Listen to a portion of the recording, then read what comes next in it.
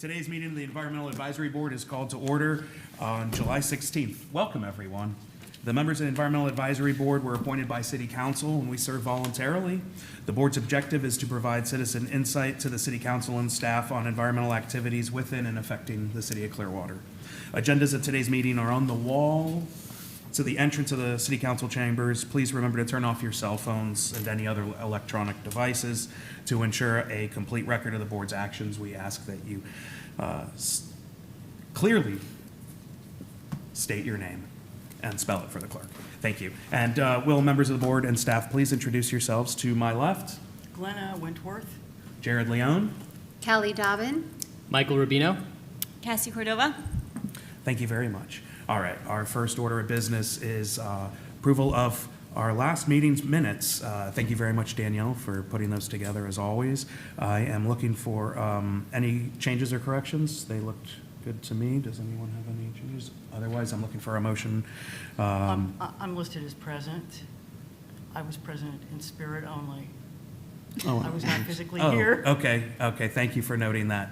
Yeah. Okay, with that change, otherwise, content was good in our minutes? All right. I'm looking for a motion to I'll move. approve the minutes. Okay, thank you, Glenna. A second? I'll second. All right, all in favor? Aye. Aye. Okay, none opposed. Motions are approved, or minutes are approved. Let's move on to citizens to be heard on items not on the agenda. You all have 3 minutes. Please come forward if you have anything to speak about that is not on our agenda today. Please come forward. Here we go.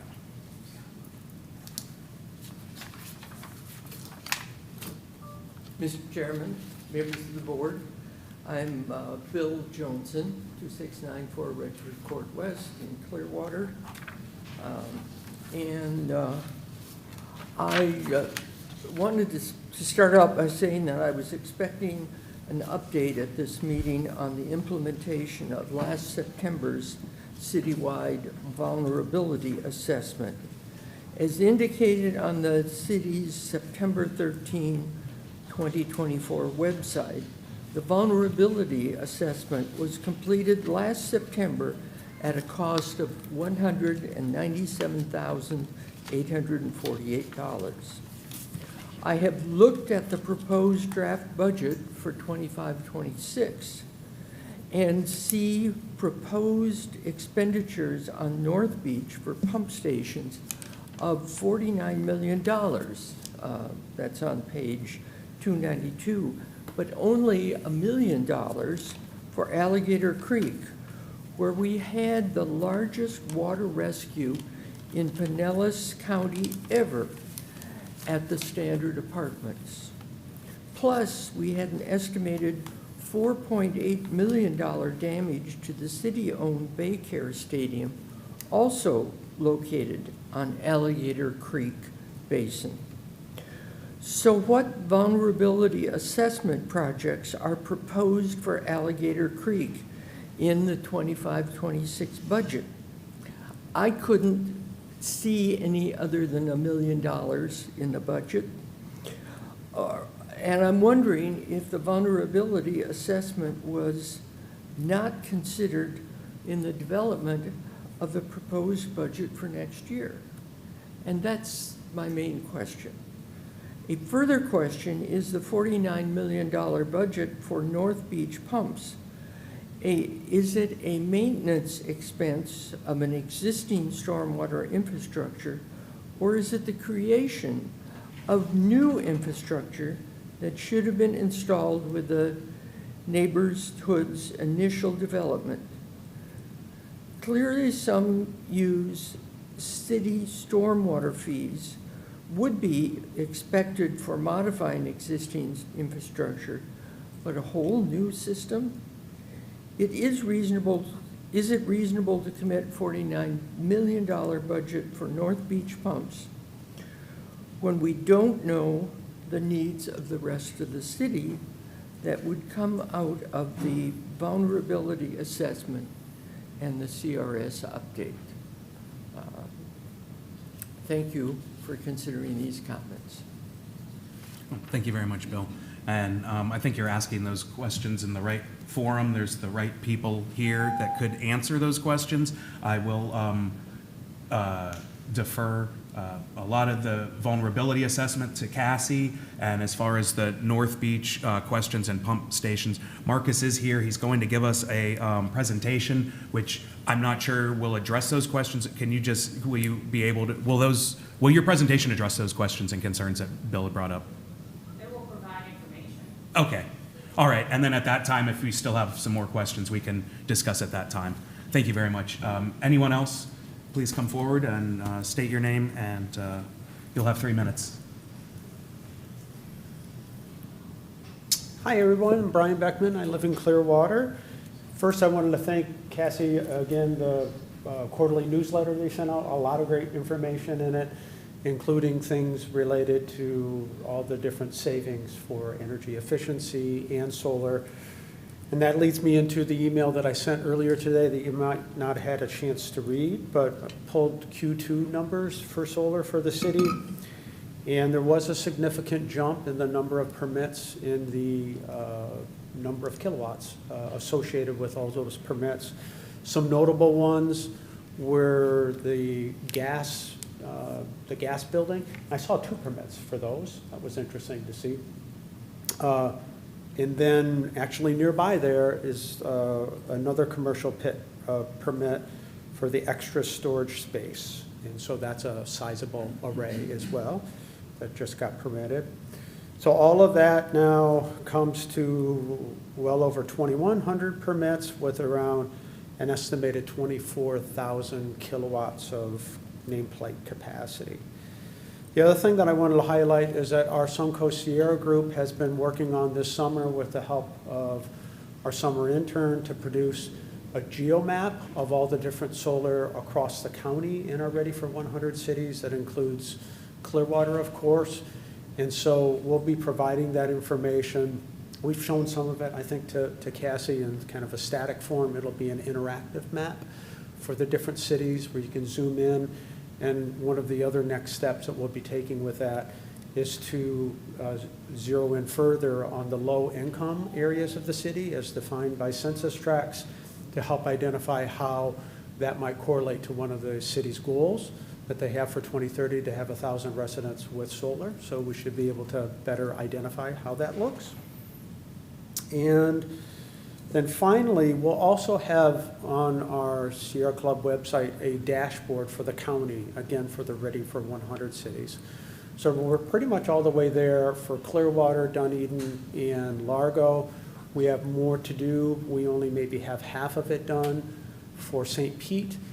Very manually intensive to pull that data and waiting on them to provide the starting point for us on that. And then we have to do Safety Harbor. But it's already very indicative of the amount of solar capacity that there is in the county. And one of the ways that I would describe that is that the capacity across all of those solar installations in just those cities in the county equals about how much exists in one of the Duke solar energy fields. So Duke routinely puts out a field that is 1 square mile, about 74.9 megawatts, and that's what they get approved, or don't actually have to get approval on it. So we now have that capacity in the county that correlates to a solar field. So imagine that. Imagine a big solar field, but it exists on roofs and parking lots here. Okay? Thank you. Lovely. Thank you very much, Brian, for keeping us on top of this. I think over the years, as you've mentioned today, that there was quite a surge from Q1 to Q2. I think from the time you started mapping to now is quite a sizable increase. Like you said, to the point where it's now considered as the same size as a Duke Energy solar array. So that's great. All right. Anyone else to speak about anything not on the agenda? Please come forward and state your name. You'll have 3 minutes. Thank you.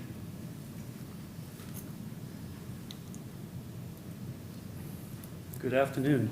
Tim Hughes, Clearwater. And thank you all for serving. I know you volunteering your time and serving on a board is a lot of work, can be a lot of work. So thank you for your service. And I want to give kudos to Suncoast. I mean, the work they've done on solar and researching the solar has been terrific. I, for one, went solar at my home, 8 kilowatts, and it really helps. It's reduced my electrical footprint and carbon footprint. And because of that, I think as a whole, all of this solar is reducing peak load at a critical time in each day. So we're really helping Duke out.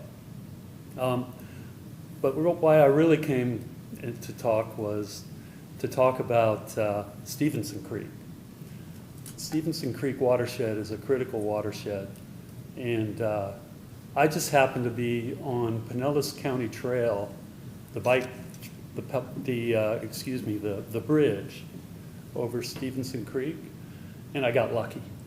I got lucky by spotting a manatee right where the sign was. If you see a manatee, tell us. So I took a video, and I was like, wow, this is really good. So I contacted the Stevenson Creek Advisory Group and visited with them. And they liked it so much, they said, we're going to put this on our website. This is good stuff. So it is on the website, stevensonCreek.org, the manatee sighting. And I would like to add that their request for boat control, speed control, is a very reasonable request. And I know this is an old item. Did you happen to write a letter to the city council about that? Yes, we have that. It's not on our agenda. It has to be added to our old business, should be on our agenda, but we did draft a letter in support of an enhanced slow speed zone Fantastic. throughout there. So, yeah, Thank you. we had a great presentation at our last meeting, and I have followed their Facebook page for a while, and they have a lot of photos of manatee Yeah. sightings out there. I live nearby and am familiar with the area, and I agree it's a very important ecosystem to It is. protect. It's a valuable watershed and feeding the St. Joseph Sound. And so anyway, thank you for support on that. And I know they're concerned about the docks, the dock permit going forward. And having seen what I saw, I could see where the docks are very close to the swim path of the manatee. So I can see their concern. So I just wanted to share that. Well, I appreciate it. Thank you very much, Tim. Thank you. And I'm glad to hear that you were able to connect with that group, and hopefully maybe you can help with more spotting and more videos. So thanks. All right. Anyone else to speak to any item not on the agenda? Please come forward. Anyone? All right. We'll move on to our next item then. New business 4.1, a presentation from Public Works staff on flooding on North Clearwater Beach. It's a very hot topic. Good afternoon. I'm Sam Riley, last name spelled R-E-I-L-L-Y, and I'm with the Public Works Division. And today I'm here to share observed flooding trends on Clearwater Beach, particularly from the buoy that's at the Clearwater Beach Station from NOAA. So where we've seen some frequent flooding and sometimes during rain, but oftentimes what I would like to present to you is that it is likely driven by tides overtopping the seawalls. So NOAA defines nuisance flooding as water in streets or yards at about 2.73 feet NAVD 88, or roughly a foot above your daily high tide. So in January 2024, when I first started working at the city of Clearwater, I observed firsthand on Bruce Avenue standing water that had lasted for days, and passing trucks that were going by that created a wake that was very noticeable and reaching private property and also splashed myself and the resident.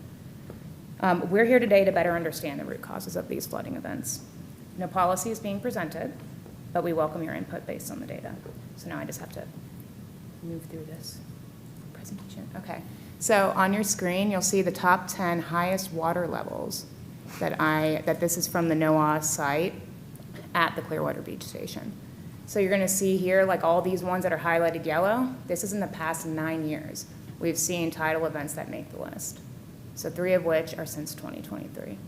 So, you know, obviously we have Hurricane Helene, which is 7.62, our highest. And that would be, as we know, beyond the nuisance flood. So when NOAA has these extreme water levels, there's like 3 tiers. So the first one is a foot above your daily high tide, so that is where they're gonna say is gonna trigger the type of nuisance flooding that I saw out there in January. It wasn't taking in the homes, it wasn't getting to the first floor necessarily, but it did disrupt their way of life. Many of these residents couldn't leave their house for days. One of the residents showed me that they had just purchased rain boots. That was how they were checking their mail and getting around until the tide receded. And so on here, so we have Idalia, which we all know is pretty high, but there's this December East Coast storm that really stood out to me, 4.38. So this was the month before I started. So I had heard about this storm from the residents when I was out there in January. And this was in the winter. You don't expect necessarily a king tide or a storm in the winter, but you do get them here, mostly. But you're going to see here the data, the flood days per year. So this is from 1996 to 2025. So you see here in 2024, so they count the flood days where it's that 1 foot over, where you're going to begin that nuisance flooding, and then obviously the tiers above it. So you see from 2012, right, so we had four there. So the reason I'm bringing up 2012 is because that's the data that I pulled precipitation to. So I found precipitation data going back to 2012. We had a tropical storm called Debbie, and we received quite a bit of rainfall. And so we've had incidents that look like that 3 times since 2012, just precipitation events. But we have a lot more going on at North Beach. It seems like it's flooding all the time. Well, what I think is the reason for that is that these are tidal floods. So we have tidal overtopping events over 40 times compared to the 3 precipitation events we've seen. So here we go. So I broke it down by year, going back to 2023. So in 2023, the flood days by the month, we see August, we have 2. December, we have 2. And then, so here are these tides that were here. So this was Hurricane Idalia. So August 29th and August 30th, it overlapped and went into the night. We recorded water levels of 3.22 feet and 4.81 feet. So 3.22 feet, remember now, exceeds that 2.78 that we were discussing before. So that triggered an event, generated complaints. So then we go to December 2023, which is the incident, the December East Coast storm. There was media on this. There was Tampa Bay Times that did some interviews out there on the beach. Excuse this was actually incorrect. I meant to change that. The tornado actually didn't occur then. That was before. So here we go in 2024. So we have 2 days in January. That's when I started at Clearwater. We had 1 day in April. We had 2 days August, 2 days September, 2 days November. Now this was a busy year for extreme flood levels. The busiest I think we've ever had according to the data. So let's go through that. So January, you see here, now keep in mind this is also from a gauge. It's not necessarily on the other side of the beach. So you're gonna get a little different tidal effects, you know, inside the harbor than you are out there on the Gulf side. But you can really see what's going on here. So you have this high tide on the weekend I was out there on January 9th, January 10th, we had 3.2 feet and 2.9 feet. On April 11th, we recorded water levels of 3.7. So again, you know, we're seeing these are the overtopping events that are taking quite a bit to drain out because we rely on the gravity system. So we can't drain the island until it's down all the way. So, or down past the inlet. So to get around this, you would need to install a pump station to help you reduce the amount of time you're going to see those very, very low-lying basins at the north part of the island, which was where I was at, which really sees it the worst.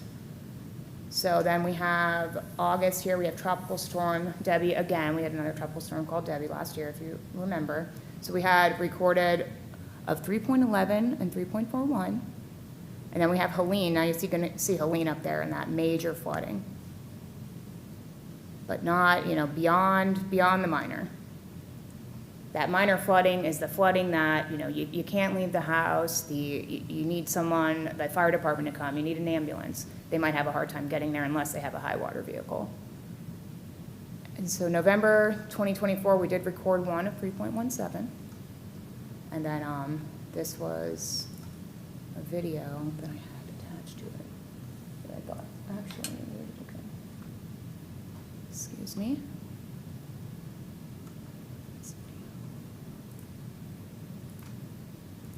Oh, wait, oh, yeah. So maybe it wasn't a video, I had the screenshots, so I was trying to zoom in on this. Give me a minute. Shoot. So, all right, so the projected days of these flooding events are by 2050. Wait, hold on. Where is it? Oh, it's like not grabbing.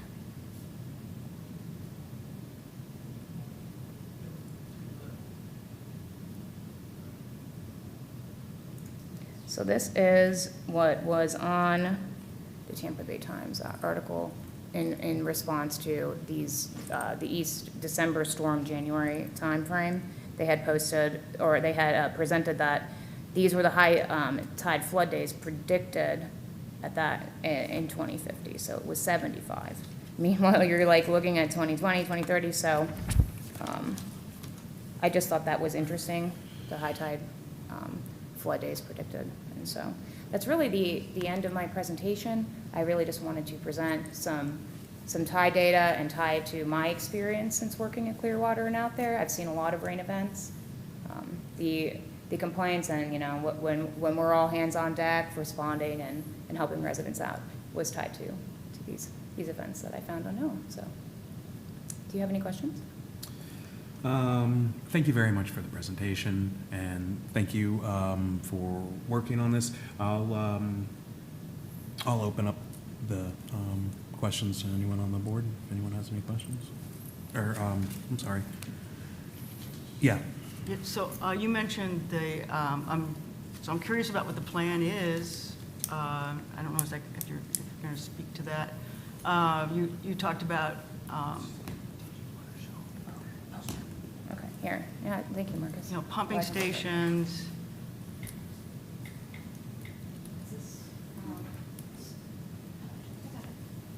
Oh, okay, thank you. Go ahead. Yeah, so you talked about pumping stations, installing pumping stations, and I understand that is part of the, that's a plan that's been submitted, I thought. I always thought pumping stations were for sewage. Is it?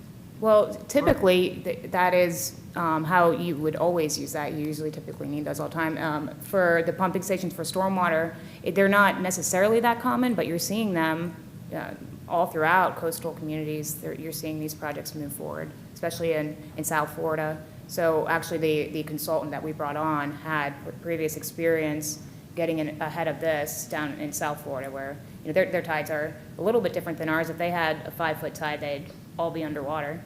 But we can handle a 5-foot tide in some areas of the city here, but certainly that is the elevation that we're proposing, or not proposing, but looking at in here as to what our existing code has for our seawall elevation. You can see this, oops, excuse me. So when the tide comes up to our lowest inlet elevation, 1.54, you're going to start triggering that. Okay, I might have, like, where's the tide going here? Are we going down or up? If we're going up, you're going to have a little bit of a harder time leaving the house, depending on where you live near that inlet. And so then you have the 10-year. The 10-year flood is, that elevation is actually the precipitation event, as we discussed before. Remember, when it's just rain, you're just getting this volume of water, and you have to assume then that you're just be able to release it. But remember that when the tide is up, we can't let it out, so it becomes a bathtub. So we're just like retaining this water until the tide goes down. The only way to alleviate that is to add the pump. So, and when we're talking about keeping the flood elevation down, it is not necessarily, we're talking about that like nuisance flooding, when the streets are flooded, right? So whether homes are going to raise their first floor or not, because that's where, the problem comes, and you see elevation 5.12 on there, the seawall. And then typically, sometimes you'll have a home that their finished floor is lower than that. Then your view is blocked, when you're looking at the wall. So there are challenges on this, but I think that really just getting an understanding of what is the root cause of the flooding. Many people probably think it's just rain. They see a big heavy rain day, and they're like, well, that's why it's flooding. But when you have an overtopping event, even the smallest rain event can look like an enormous storm. But what it really is just the water seeking its own level. So these are mostly tidal events, except for storms? Yes. Yes, those events I showed you were when the tide was high and it just, started covering the island to that elevation. And what are you calling that a nuisance event, or that's primarily a nuisance event? I mean, that's not flooding people's homes usually. That particular thing, yes, would be a nuisance event. Okay. So, when you have the hurricane and, those items on there, when you saw it up a little higher, right, then you're going to start seeing that flooding reach the homes. Right. And so, I mean, it's apparent that that's happening more frequently and it will continue to happen more frequently. Is that your projection? Well, the projections show that it's, going to happen more frequently. Like, Yeah. and there's like a low projection, there's a high projection. But we are seeing it happen more frequently. I didn't know if Marcus wanted to answer a question for y'all. Yeah, so I mean, I think we're probably all interested in remediation. What's the plan? Like, I'm interested too in, in the pumps. Are we talking about a whole new infrastructure? Well, yes, we are. And I would say that there's quite an opportunity here anyway. You're seeing the tides coming on. This is happening everywhere. But you have now an opportunity because we know more since when it was first, designed and installed about water quality and things of that nature. So that's also a huge opportunity on this project is to, install all of these different like treatment trains and things like that. And then also too, applying for funding and learning about these mechanisms that we can deliver these projects, and we are using this experience to copy, paste, if you will, across the city, with areas like in Bayshore Boulevard, which also experiences flooding from high tide events, just tide, even without the rain, they're experiencing flooding. So we're really learning a ton on this, but this was just a key insight, and that's what I thought would be the proper thing to show you. Any other questions from the board? If I can tie a couple of pieces with Certainly, Marcus. some of the projects. So a lot of the data that Sam was just showing you, that's the tides across the board. So that's not impacting just North Beach. That's items we have to consider. So she brought up Bayshore Drive. When we talk vulnerability assessment, that's one of those first projects. It had the highest, what they referred to in the vulnerability assessment. You have to correct me. It's not ROI. I always use that term. I forget the term that they referred to, but it was basically the best economic benefits, and they determined that off of trips impacted and other issues. So that was one of the highest. So we have put that one into our system. We're trying to do that. We're trying to actively go after a number of grants that are out there. So it's not just North Beach that we're paying attention to. North Beach was the most apparent because they had some of the lower areas, but when those tides come up, it's impacting everything. It's coming, into Stevenson Creek. It's coming, so all of that, when you start raising that outfall, it slows how much all of our waterways can flow water. So also from a budgetary standpoint, the other piece is you won't necessarily see all of what we're doing within specific projects. So we do bin areas per the different basins that are out there. So we have coastal basins, we have Stevenson Creek, we have Alligator, we have Allen Creek. Within that, you don't necessarily see all the projects that we're doing. So we are doing projects that are within the different basins. Sam and her team are doing a lot of that day-to-day activities out there. We've done stuff like we're buying some new innovative equipment. So that purchase order just went out on the first piece, and we're getting ready to put one out on some others that will help us get in, help clear vegetation, help do some of the dredge maintenance that we need to get in to do in some of these areas to restore capacity. So we're looking citywide. It's just how we're betting them. North Beach is just ahead of some of the other efforts that are out there. We anticipate it will kind of balloon out as we're gaining knowledge and understanding from the North Beach. And, you know, Sam could probably relay a little bit. They've done a lot with modeling, so I don't know if you want to touch to some of the challenges, low-lying areas, and what you've seen. Yeah, and just briefly, this would be separate from the multiple pump station project that you're already working on, that lift stations for the sanitary sewer, then this would be a separate project altogether that would need separate funding and... Correct. So the North Beach projects, when they're referred to that, that's the stormwater side. Public Utilities is doing their own to elevate some of their lift stations that are out there, but the pump stations that we're putting in are part of the stormwater system. We want to put those in because that provides that immediate relief. So we've installed tidal valves out there. So that stops as those tides are coming up from backflowing into the pipes. So it holds the water back. Once it overtops the seawall, then you know, it's flooding the whole area, but that's at least holding some of that back. But if it's holding it back, water from rain events can't flow out.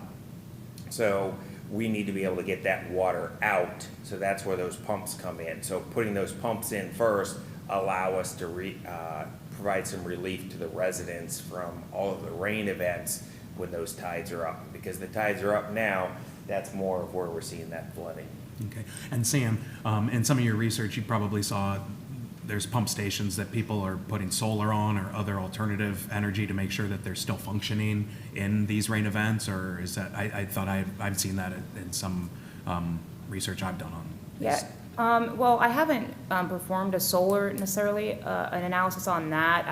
I'm not sure on whether the pump can handle, or the solar can provide the power we need, but we do have a generator that is going to be put in there, and also we're also looking at possibly having the gas.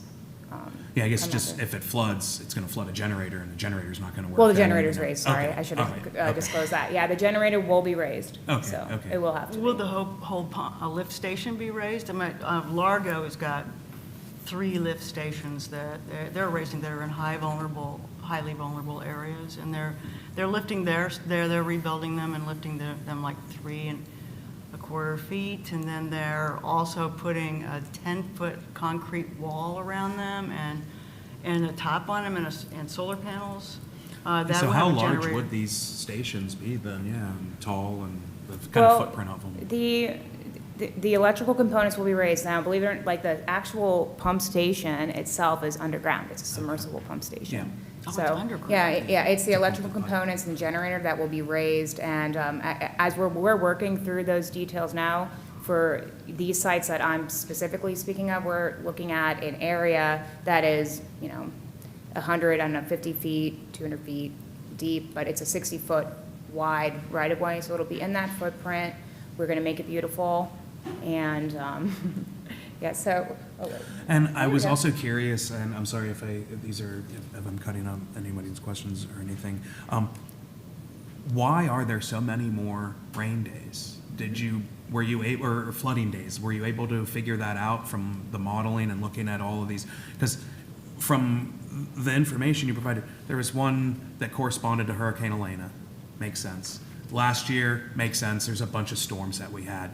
But within there, it seemed like more and more recently, there's more and more flooding out there. Is that a product of not just the infrastructure, but nature as well, or what? Sea level rise.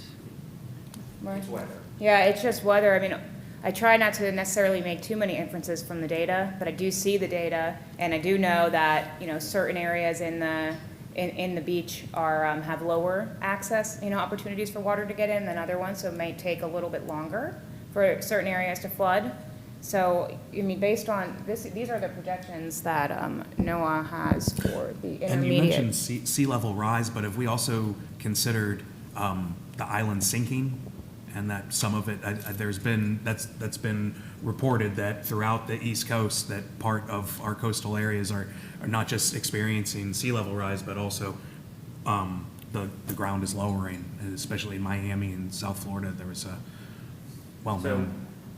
we're actually really fortunate in Clearwater. We actually get a natural replenishment coming into our beach. So we're like just the way that the geography works.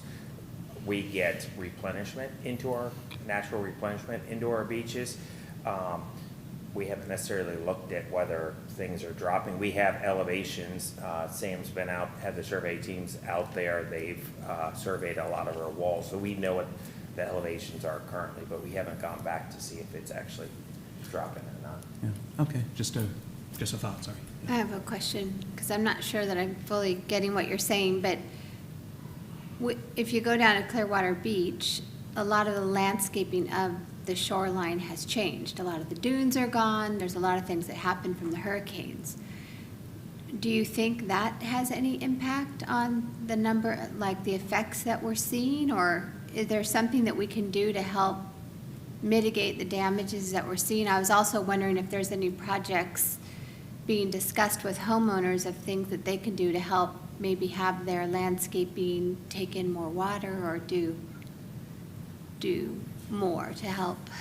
That's definitely an interesting concept, and I will say that we're not there yet, but we do, there are, of course, private property is the, lion's share of the square footage on North Beach. We have our roads and we have our access to the terminals, or we have our pipes. So yeah, we don't have anything specifically, but I wouldn't say that that's not something we could think about.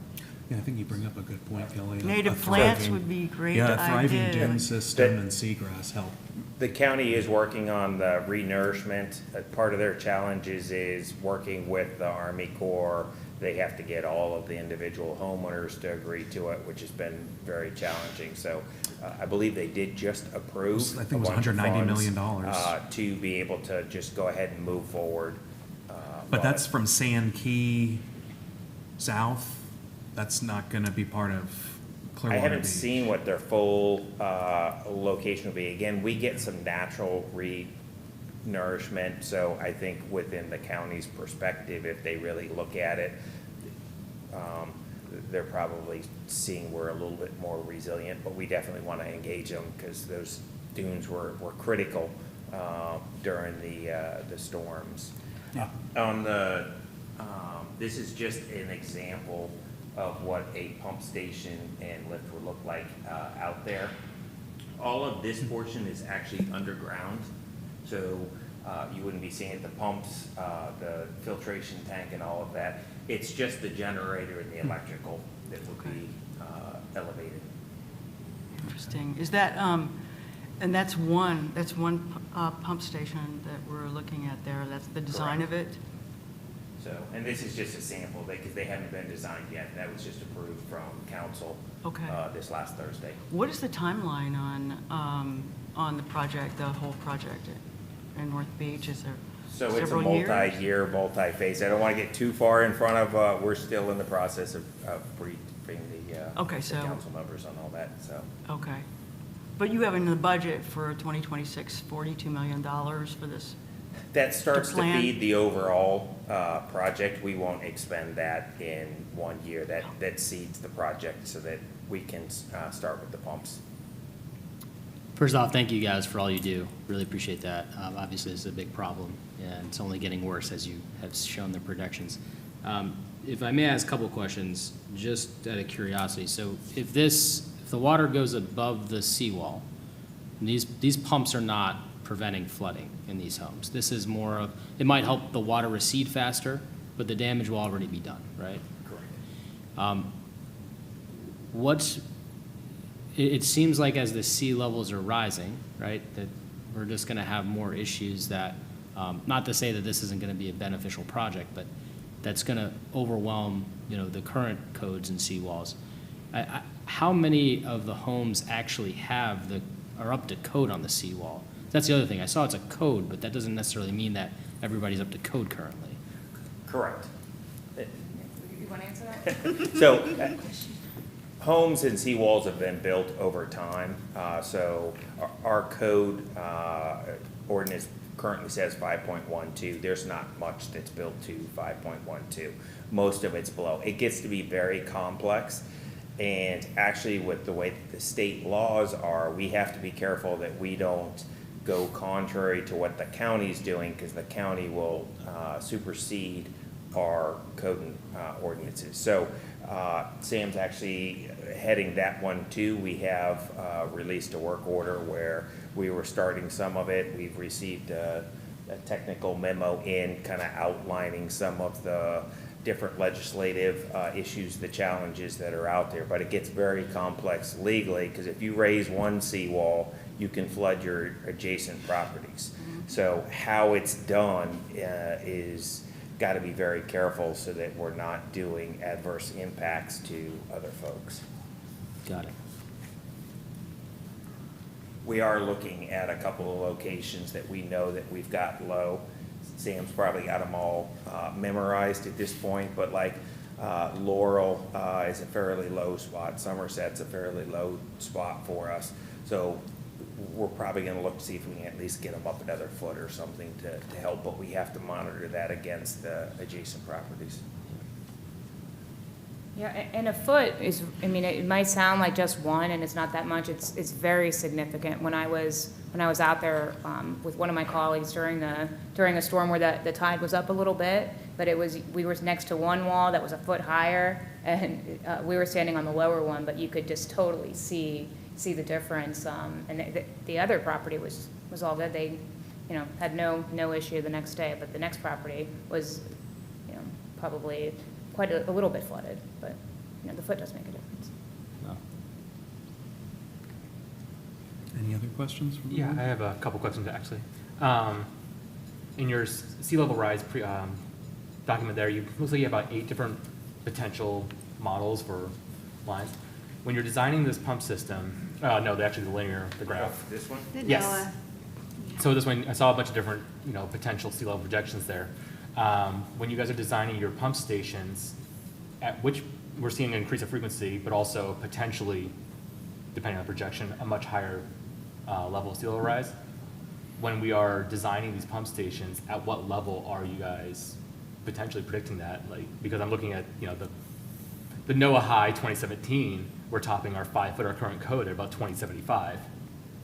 Which, I mean, I'm not expecting these pumps to last 50 years, hope to, but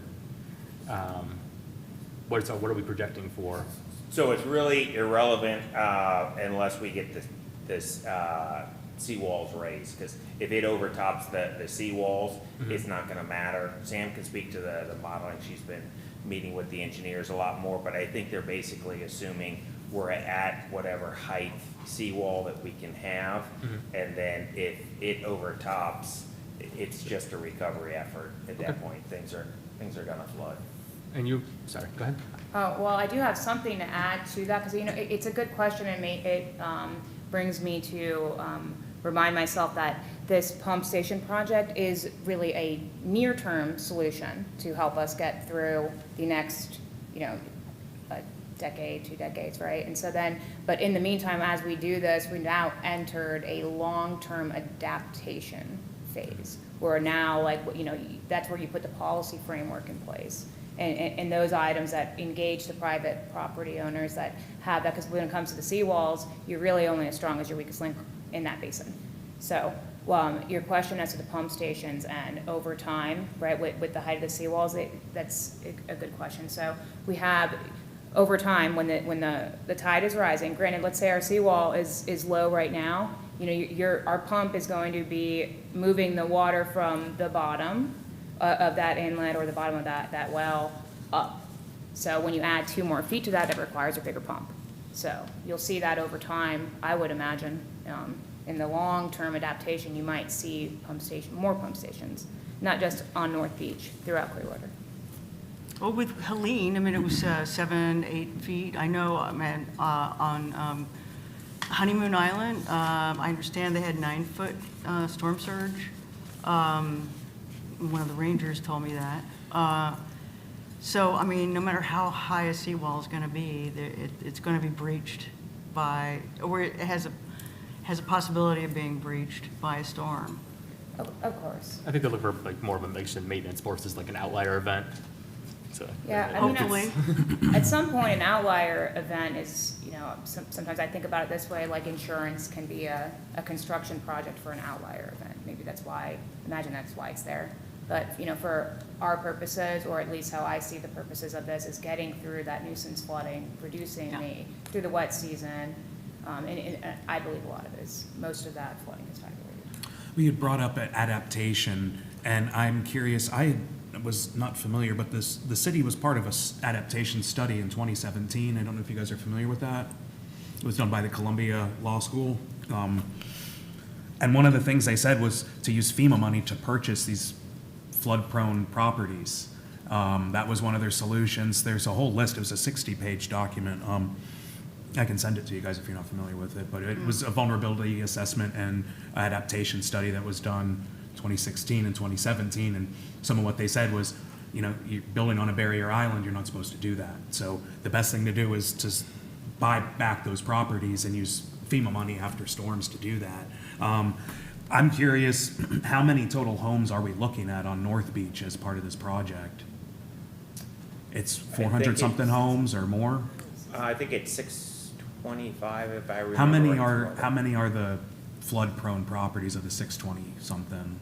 30, 60, Oh, it's, 75? well, it all depends on to what level you're talking. So the area is kind of a natural bowl out there, so you get, it's probably 2/3 of it, but it's all what height it comes up to starts to impact the areas that are out there. But So- it's like 600-some homes, and 2/3 of that are flooded. So, flood-prone. I mean, when you look at like Helene, it impacted all of Yeah, them for yeah, the most part out there, so. But like the it- summer day flooding, you know, how many homes are we looking at when it's your high tide flooding time?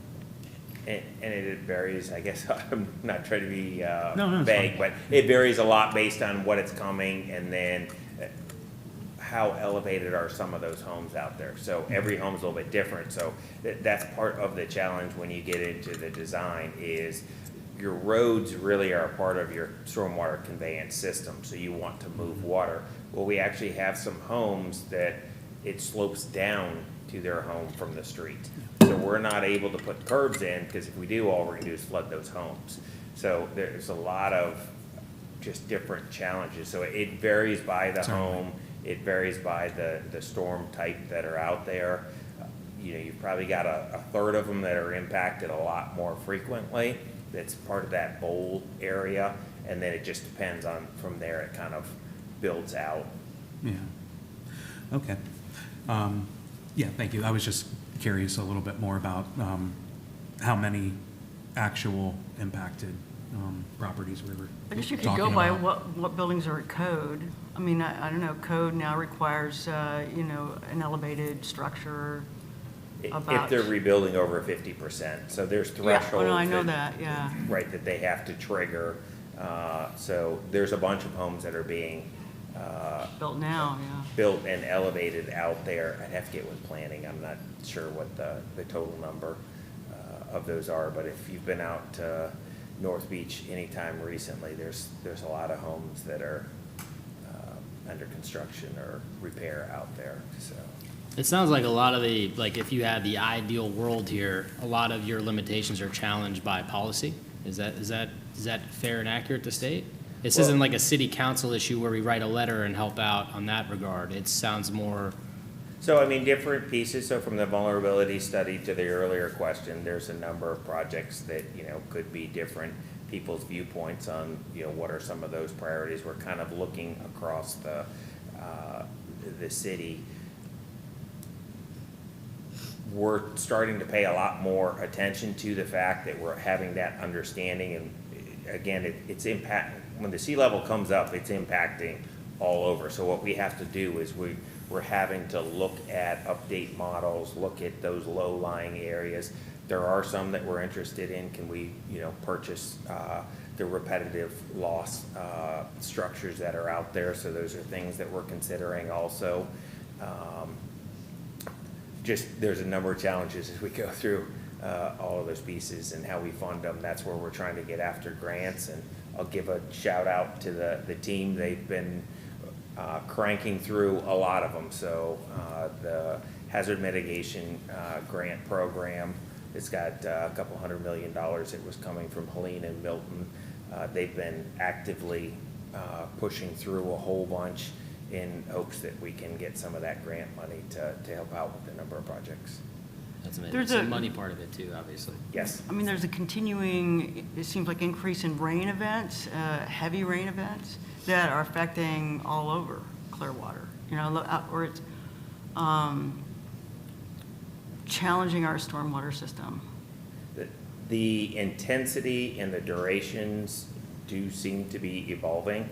So we're getting more intense storms that are occurring. So that rapid infusion of all that storm water does create different challenges because we just don't have time to push it out or let it percolate into the ground quite as quickly. So. And that's where the stormwater upgrades actually provide massive benefit. Correct. And, you know, the challenges we get through, there's so many different variables as you're going in there. You know, some of it, do you want to try to retain the water? Do you want to detain the water? Do you want to move the water through?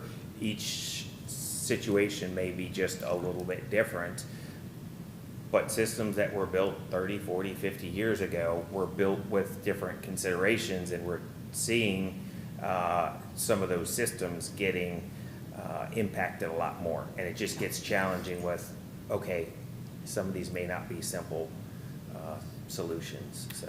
Has the problem of infiltration, is that still, is that still a big issue, or has that been identified where a lot of the problems have been? And It is, and some of the modeling that Sam and them have been running. So North Beach is really helpful for us because what we're doing, we're able to extrapolate a lot of this into other areas. The standard modeling that you might go through for a 10 or a 20-year storm, what we saw is we're getting hit with back-to-back stuff, not just the hurricanes, but we're getting hit with those back-to-back high-intensity rains. Well, it's a different scenario when you run that the ground's saturated, you can't get that infiltration. Now, all of a sudden, that second storm, you've got a lot more water that's got to get collected and moved somewhere, so. Yeah.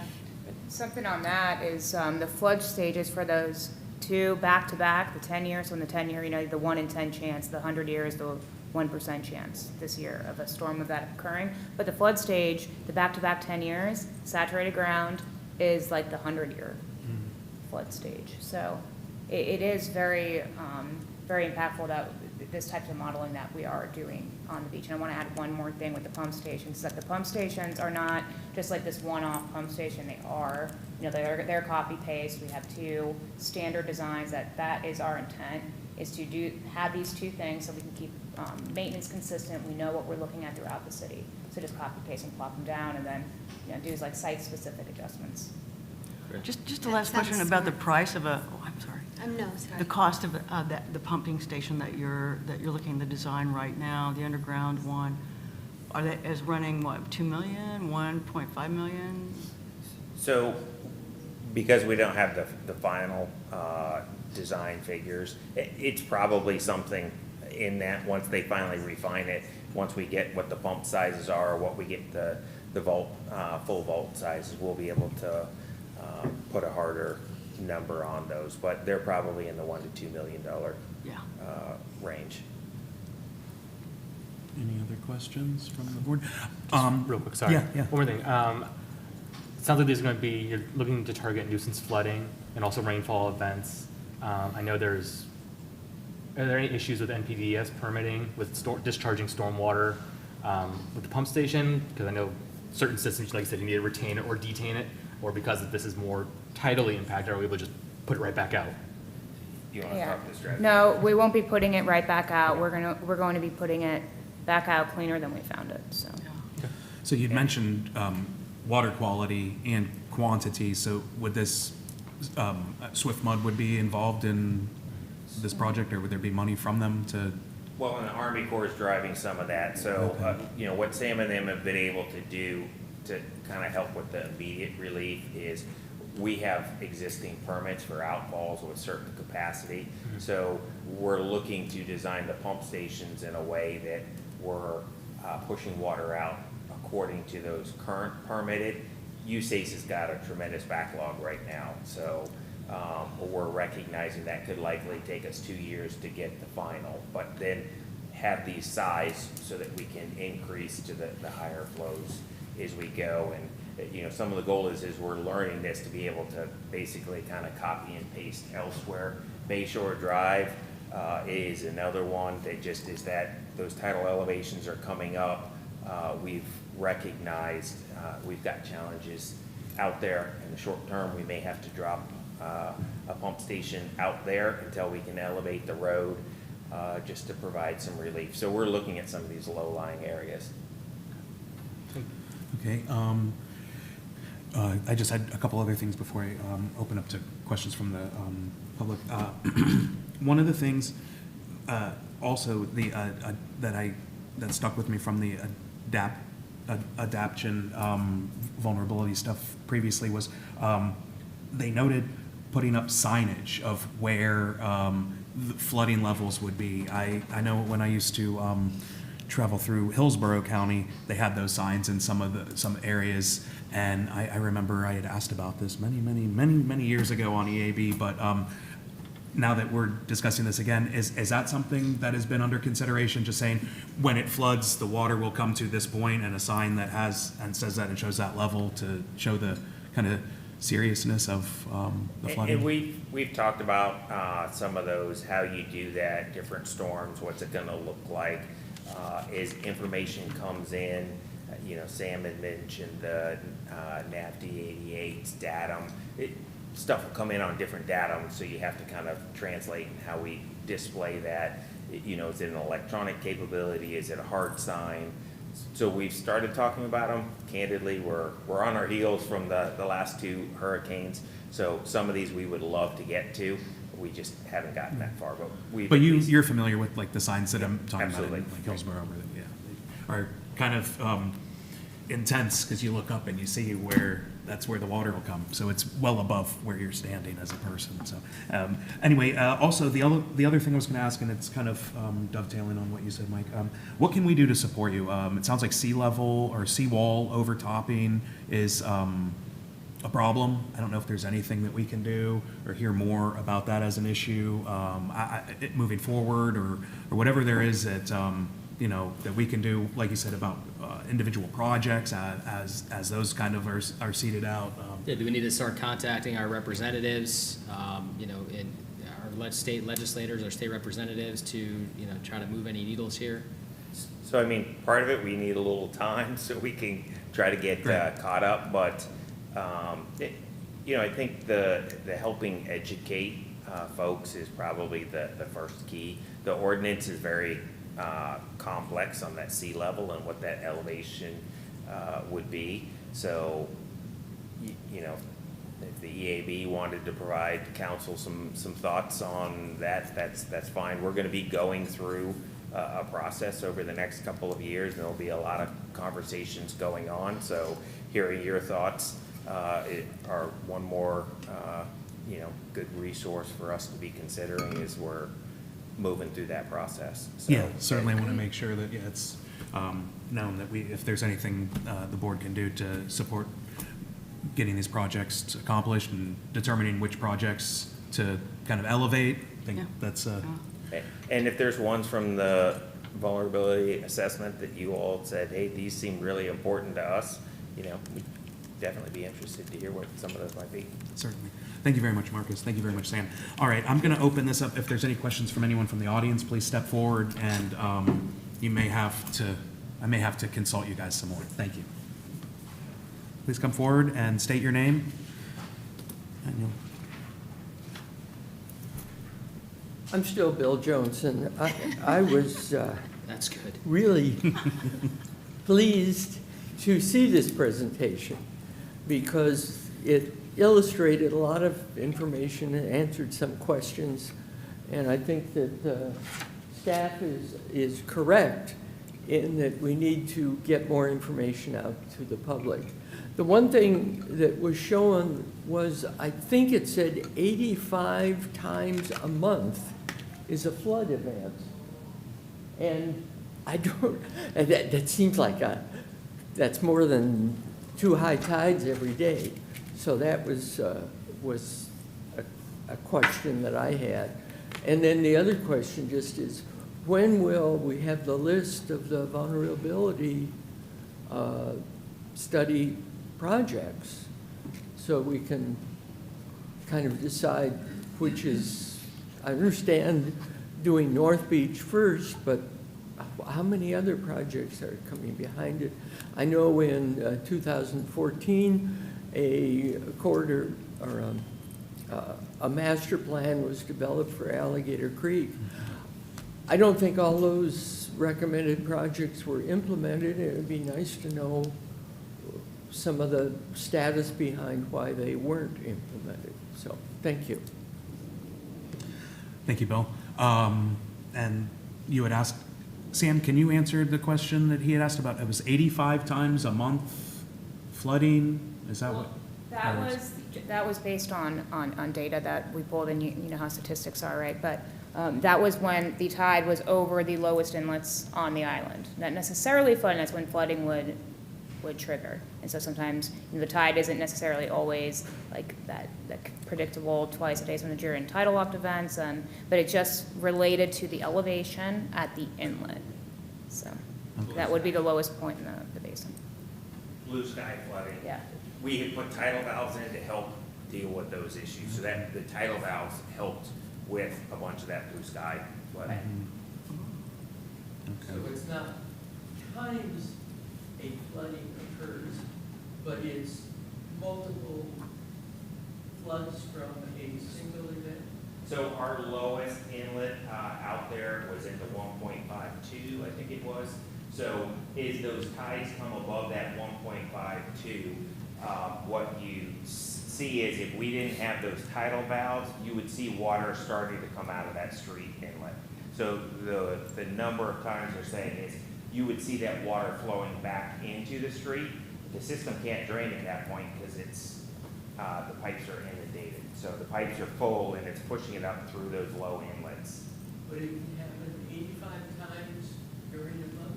I'm sorry, continued conversation needs to happen to the microphone for the record, for the recording. So you'll need to come up to ask your questions for him. It is just that the tide gets higher than those elevations from the data, just on a very, I guess, minimal, just very minimal like averaging, and that I did that was the number that I came with, because sometimes your tide, it comes up and then it goes down, but it's crossed that twice in that process, that elevation. So that's where that number came from. Actually, based on the feedback from this meeting, I might remove that if it's confusing. So, thank you. Okay, thank you, Sam. And then the list of vulnerability assessment projects, that's kind of in your court, Cassie? Yeah, I'm going to talk about the vulnerability assessment in my director's report. Oh, but good. I just want to clarify we didn't necessarily have a list of projects from the vulnerability assessment as much as we did scenarios. So I just want to clarify that it's not, the vulnerability assessment didn't equate to here's your top 50 projects. It was a digital twin that we could run scenarios, and those scenarios were picked based on staff input on what we thought we would be interested in, but they're not, the vulnerability assessment didn't give us a list of projects. Okay. All right, very well.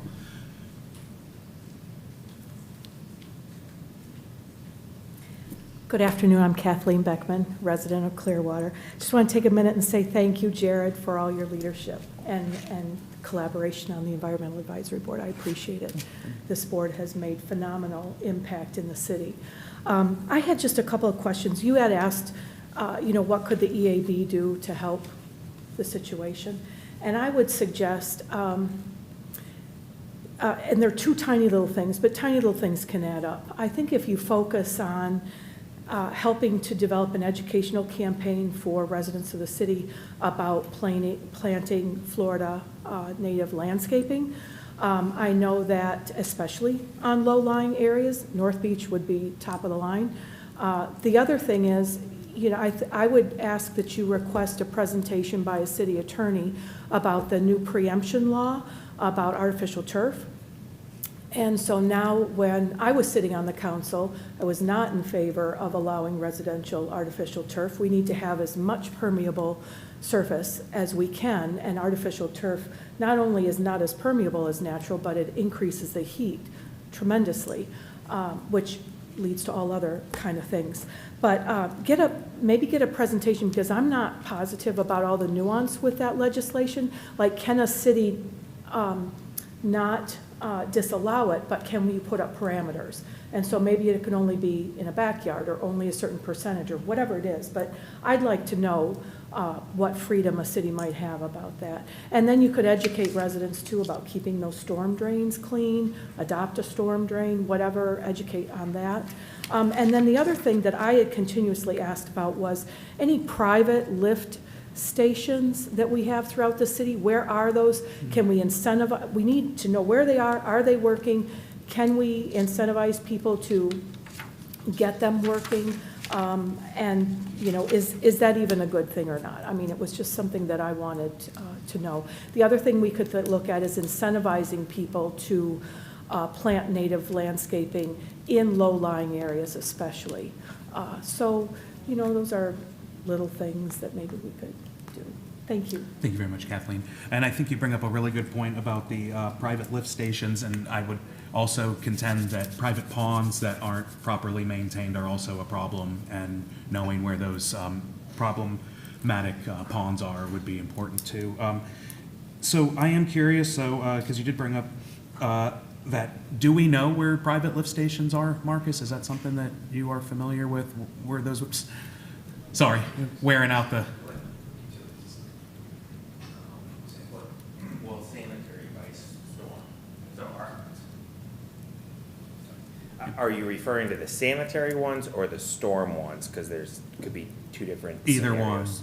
So I think we've got a number of them recorded in our GIS. Whether we have all of them, you know, we would like to hope we do, but we do find sometimes things were built that we didn't necessarily know about. Yeah, and then in terms of ensuring that those are functioning properly, is there a process that the city? So Jeremy may know more on the public utilities side from a private, for a stormwater. It's not something I mean, it's their property, so we're not out actually inspecting theirs. So I know there were some issues at a location or two that, you know, in the last storms, that location, we know they've since fixed they replaced all their pumps and have it on an automated system. So I think they kind of learned from the storms, but we don't check everybody's private one. Okay. Just real quick, yeah, Jeremy Brown, Deputy City Engineer. Yeah, Public Utilities, they have a whole team of maintenance personnel, and that's what they do every day as they go out. I think they have probably 80 of them or something like that throughout, and so they're pulling the pumps, they're cleaning them, making sure they're spraying it all down. Those So are the they have public they have a pumps, whole- though. Those are the sanitary sewer ones, Yeah, yeah. And then before I switched over to Public Works, we started a project to go look for all the private ones to make sure they knew where they were. Okay, oh, that's great, thank you. And then in terms of private ponds, and after these last storms, has there been any outreach to the owners of some of those to maintain them, or how is that working? So Jeremy probably spends a good chunk of his day, so I can let So you glad fill both of you it are here out. today. We are starting to identify a number of those as we're finding them that we have concerns with, and he gets to draft a whole bunch of letters. Yeah, so it's been fun. It's actually a lot more complicated than it thinks. You know, a lot of times we find what's labeled as private on our system. You really have to get into the plats that they prepared back as far back as the 1920s. there's easements on there, you have to look at the dedication, whether it was dedicated to the public or not, and all those things have a legal significance. And so we've been working with our assistant city attorney very closely, just met with him yesterday actually, to talk about a particular situation, and so he's helped us draft up sort of a, I'll call it a template, if you will. And it's funny, I was actually just typing one up back there while I was listening to this. Because these storm events, last couple of hurricanes, they really shone a light, obviously, on all these. And so everybody's gotten, you know, rightfully so, a little concerned about what's gonna happen, unfortunately. And so that's what we've been doing, is trying to help identify which ones, you know, we can support with our city resources. And unfortunately, there are some that we don't have a legal basis to enter that property to take care of, but we are working through those, yes. Okay, Speaking great. of attorneys and incentivizations, sorry, I can't get my mind off this whole seawall issue. Have you guys thought about potentiality or spoken to any of the attorneys about incentivizing people to get up to code regarding the seawall? It just seems like if we don't address the seawall issue, everything else is kind of a moot point. So that will get very complex as we're going through. So we did get a briefing from the county, and the county attorneys were doing some reviews from their standpoint. This is going to be a complex challenge, which is why we don't want to get too far in front of the PSAT. I think we're all seeing the same issue, that we've got to figure out how to get after this, but it's not just us. We have to make sure we're aligned with the county. And I guess as we get into a whole bunch of these topics, I would throw that out too. So whether it's the private lakes, the private lift stations, Clearwater is not special from any of that standpoint. If you talk with any of the other counties, cities out there, they're all struggling with the same thing. I think as we're seeing these more intense storms and higher tidal elevations, everyone's now kind of grappling with the same challenges. So I talked to my counterparts, and they're all working through the same things that we're working through, so. I just want to say thank you. As being from Morningside Meadows, you know, I don't know if you're cutting your teeth on, you've been cutting your teeth on our two private ponds, stormwater ponds, but appreciate the work on the infrastructure there, and making that a priority, because we had flooding for the first time ever, and it was preventable. But now we've got these private residents that, even as the HOA president that I am, we have limited abilities. I got to say, though, the letters that you did send to the folks you did send them to, I think has helped. People are doing a little bit better about the vegetation that's growing out into their portions of the lake. But we need a letter like that for everybody on that lake, and I don't know if that's what you did. We sent one to everybody that surrounds that lake. Yeah. Did you, all 44 homes? 40, 43, 44, Yeah, something like that. yeah. Okay, Any perfect. property that was touching the head, any part of their parcel touching that lake, we sent the letter to. Awesome, because that was a question of our lake committee. I know you've spent countless hours dealing with us, and I just want to thank you. Yeah, thank you very much. And then the other item that Kathleen had brought up was about adopt a storm drain. Is that something that, Cassie or the volunteer department or someone, is that something that's being worked on? Yep, it's in the director's report, but I can talk about it now. That's lovely. We'll hear more about that later then. All got right, a if whole there's list anyone here. else to make any questions or have any other comments, please come down in regard to this North Beach study. Tim Hughes again, presentation. Clearwater. Yes, thank you. Couple of takeaways from the presentation. It was a very valuable, eye-opening presentation, a real eye-opener. And it's such an important topic. Couple of takeaways you brought up, Mr. Leon, was signage. I think it's a very good suggestion. And it's really an easy one to implement, right? Signage? Yeah. So I would think it's reasonable for you as a board to consider a letter to the city council proposing signage Yeah. for flooding. Yeah, certainly. Signage for adopt a storm drain, signage for adopt a stormwater pond, showing high levels of stormwater ponds, things like that. Mm-hmm. And signage for roads where you've got frequent flooding. The other takeaway that I got is adaptation strategy, and that's long-term, right? So when it comes to adaptation, you've got the most vulnerable properties. And I think you said that 2/3 of the 635 homes are most vulnerable, they estimate, right? So I would propose or suggest a GIS map identifying all the homes that are most vulnerable to flooding. That's just another idea. So anyway, thank you so much for that presentation. Oh, thank you very much, Tim. Those are great suggestions. And I'll, I don't know if that's something that is addressed in your vulnerability assessment, Cassie, the GIS mapping of some of those more flood-prone properties, and maybe that is included in more than just North Beach, and, I think or is that Sam was going to just, talk okay. about it. Thank you, Sam. Hi. So we actually are doing modeling, and we're investigating creek sensors and things like that to, enhance this system where, those that have, a risk for a storm, a particular storm that's coming through. So we are looking at that. But while I'm up here, I hope I can take you guys up on your offer to assist in any way that you can. I actually do think there are quite a few ways you can assist, starting with, just getting your support in the form of a letter can really help us apply for these mitigation grants. And, like getting access into the community, like their feedback, that would be really, really helpful for us. And then, again, with helping us to communicate this information to, and gain support, because as we discussed earlier, many of these solutions do truly require complete unity within that basin. Like on North Beach, as we saw, if you have one wall that's too low, well, that is the weakest link for the system. So that could be something that I would really look forward to working with you on. Certainly. thank Okay, you. great, yeah, for sure, yeah.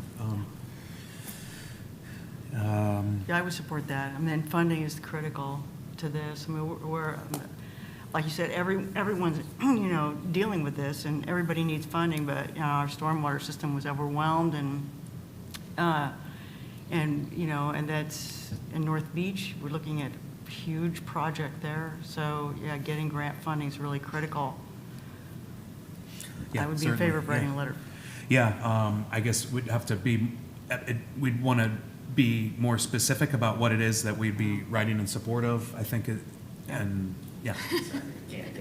Marcus Williamson, Public Works Director. So that's something we could probably coordinate through.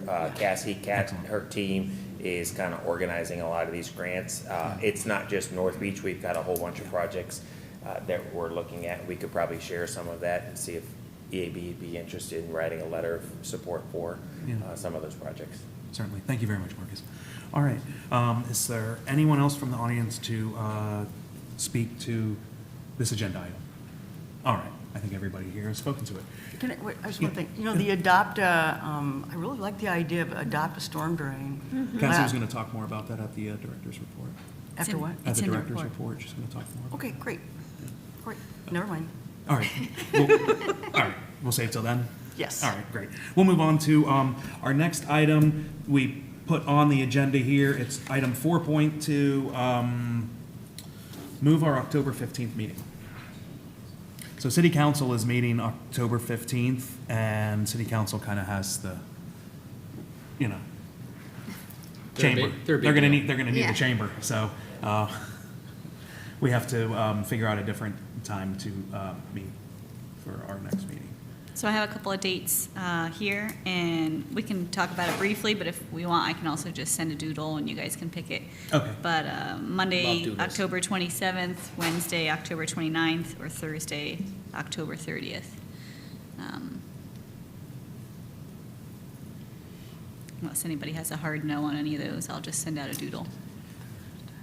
Well, I'll just send out a doodle either Yeah, way. doodle would be Because only great, need 3 yeah. people. Yeah, or you guys, send out a doodle and you Yeah. guys figure out Yeah. which one works Yeah. best so you As can far look as at I your know, it's probably calendars. available for all of us. Look at your desk calendar at home.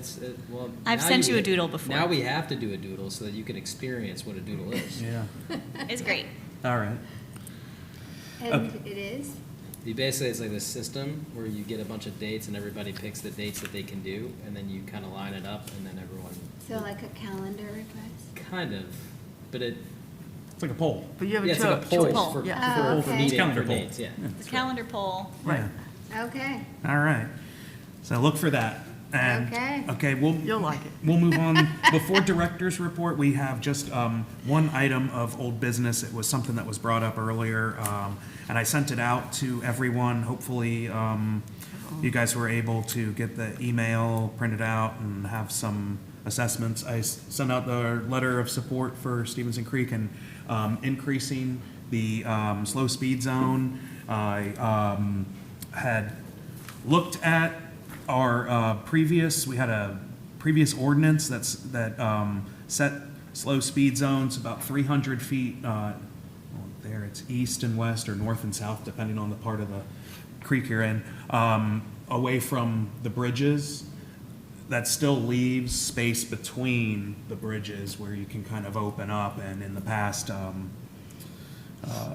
jet skiers and smaller boats, it's pretty limited right now in terms of the water use there because of the bridge and the types of vessels that can get in and out. But in the past, we've had presentations and we've seen videos of jet skiers going around. We've heard about manatees that are coming back into the water body there. And so we had talked about at our last meeting and supported putting together a letter of support. This was the letter, and I hope that everybody was able to look at it, and I'll just open up to any more discussion here on it. If it looked okay, then we can just move forward, support it, and I can send that to the clerk and city council. If there's any changes, we can discuss those. Otherwise, I'd just be looking for a motion to, I'll make a motion to accept your letter as presented. all right, Second? thank you. All in favor?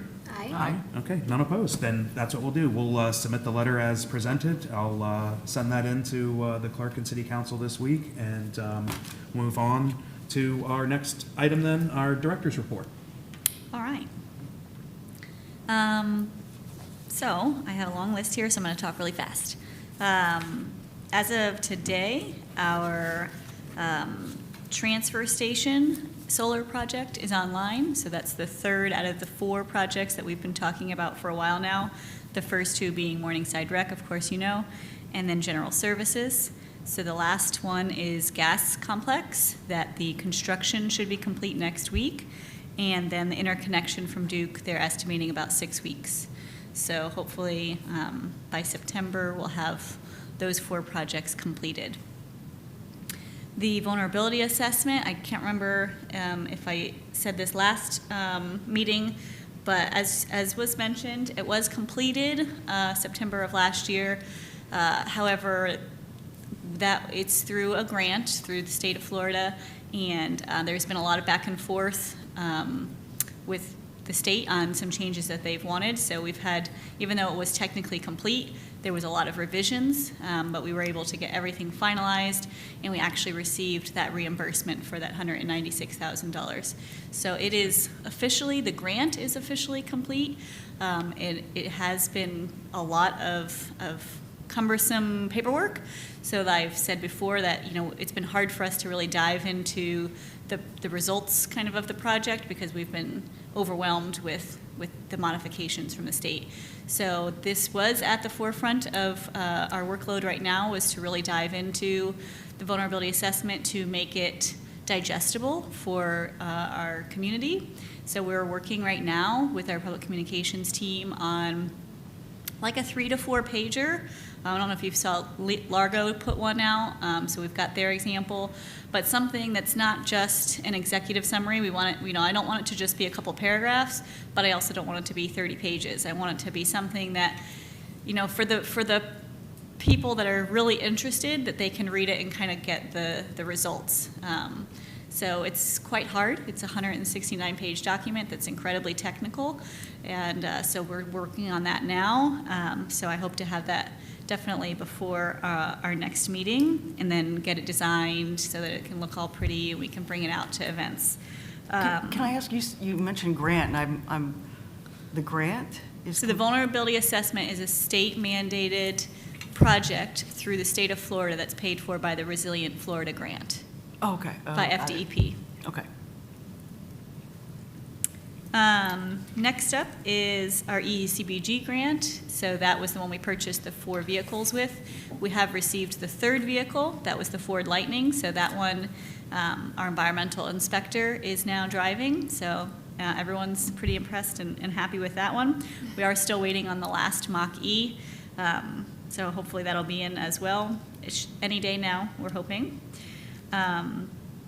Elective pay, so I know I've reported a while ago that we did receive the money back for the projects that were put in place in 2023 from 2024. We've also gone ahead and applied for projects for 2024, but unfortunately it appears that the elective pay will be sunsetted earlier than the 10 years that it was supposed to be.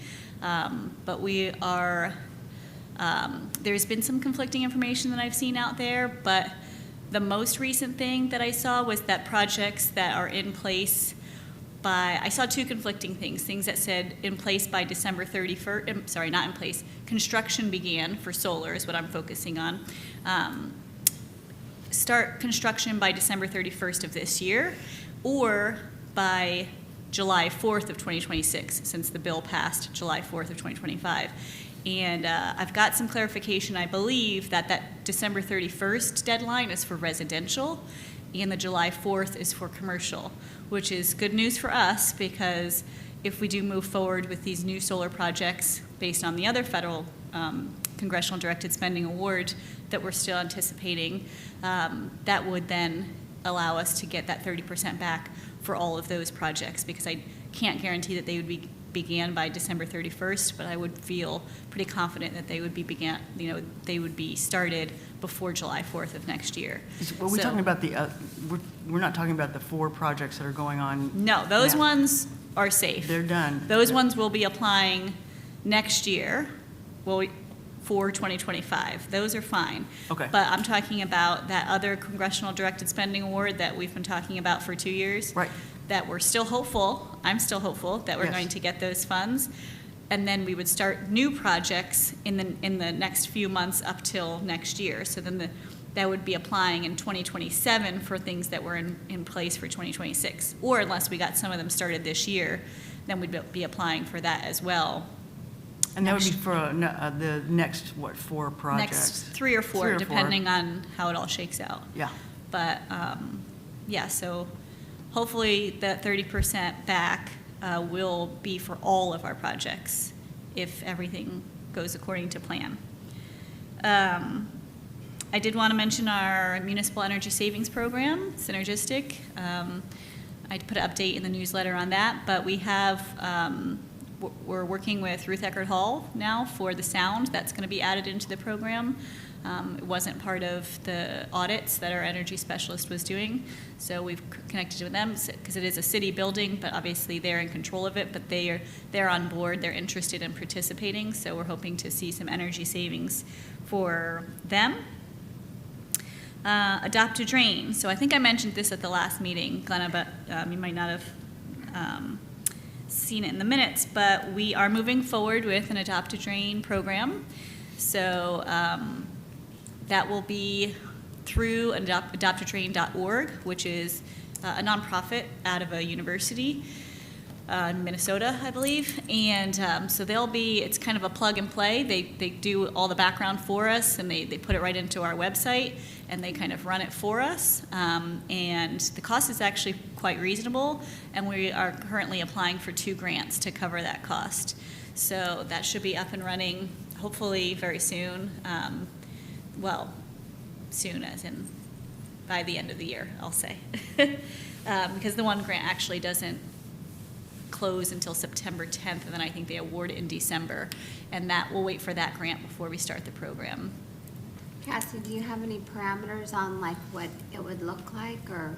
So the adopt a drain, so it'd be very similar. We have a lot of adopted programs already in the city, where you would just sign up, you'd pick your storm drain.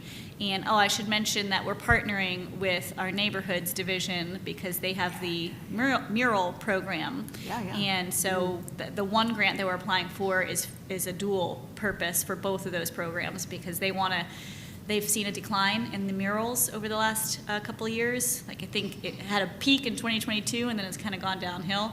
So they want to revamp that mural program, get more interest, and then so that's why we're going to collaborate and do this adopt a drain. So you can have the option to adopt the drain and paint it, or just adopt it, or do both.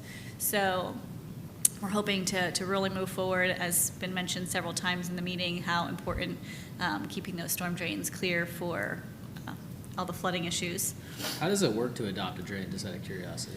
So if you go to adoptadrain.org, you can play around, but it's quite simple. You just put in your zip code, and then, so obviously right now you wouldn't find anything, but if you click, you can find other municipalities. You would just put in your zip code, and then it would say what drains are available. And then there's like an interest form. You put in your contact information. There's, what the commitment is, which we can modify. And then when you adopt your drain, you commit to, I think it's quarterly cleanups or monthly cleanups. We would then help with supplies, and then you fill in reports. And what's the great thing about this is that data that we would collect actually goes right into our MS4 reporting. So that's another reason why we like the adoptadrain.org, because they've been doing this all over the country, and it's really beneficial for the reporting to get that data. Because I've actually started many adopted programs in my previous locality, and no matter how many times you tell people to put reports, they don't. So hopefully this program people will do the reporting. Is it a monetary commitment, or, because you mentioned supplies, so that means like you're going out and you're taking No, care of the no, drain. it would just be, so people would just volunteer, and then we would work with the volunteers if they would like supplies, like grabbers or rakes or gloves, things Is that like the that. same program they use in Largo? No, previous so throughout the organization? county, there's a variety of different programs. We actually tried to get a regional approach to this because there's adoptadrain.org provides a discount for multi-city. It is actually going to be pretty much the same price to do us, Dunedin, and Largo. But Dunedin and Largo, they tried. They couldn't get approval in time. They might join us next year or the following year. But Pinellas County does have their own, and St. Pete Beach has one. But theirs is a pretty small scale, and they're relying on staff time. And we've weighed the pros and cons, and like I said, the cost really is quite minimal.